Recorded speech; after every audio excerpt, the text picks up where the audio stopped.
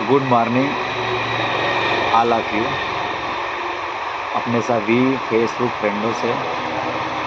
मैं हाथ जोड़ कर प्रणाम कर रहा हूँ। मेरा नाम राम प्रवेश यादव, मैं ज़िला मऊ का रहने वाला हूँ और मैं आप लोग के सामने एक बात अपनी रखने जा रहा हूँ जो आज के युग में समाज में ज़्यादातर देखा जा रहा है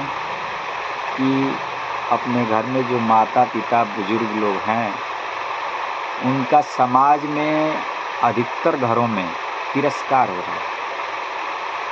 उनका सम्मान होना चाहिए, तिरस्कार नहीं होना चाहिए, क्योंकि एक पिता अपने पुत्र की खुशी के लिए किसी भी संकट से, किसी भी परेशानी को, किसी से भी लड़ने के लिए तैयार रहता है ताकि मेरे बालक को, मेरे बच्चे को खुशी में कहीं से कोई कमी ना रह जाए। लेकिन एक बालक जिसके लिए पिता ने सारे संकट झेले, सारे कष्ट झेले, जिससे झगड़ा या लड़ाई न करना हो कभी, उससे भी उन्होंने लड़ा अपने बच्चे की खुशी के लिए। और वही लड़का अगर मान के चलिए कि यंग होता है, जवान होता है और अपने माता पिता को, आत्मा को कष्ट देता है,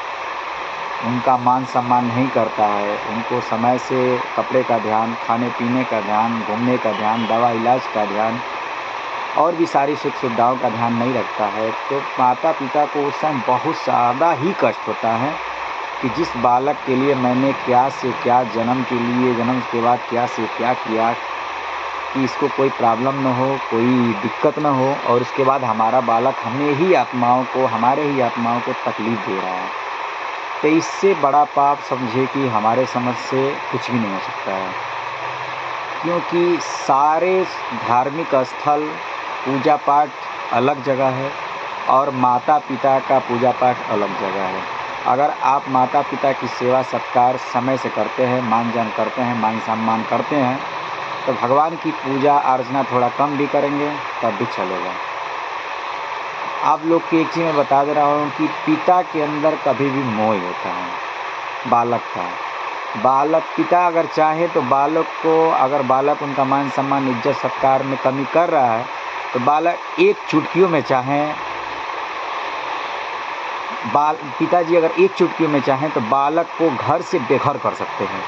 उसमें कोई शंका नहीं है, क्योंकि माता पिता का अधिकार पूरे प्रॉपर्टी पे, पूरे घर पे उन्हीं का है जब तक वो जीवित हैं। तो ऐसा नहीं है कि माता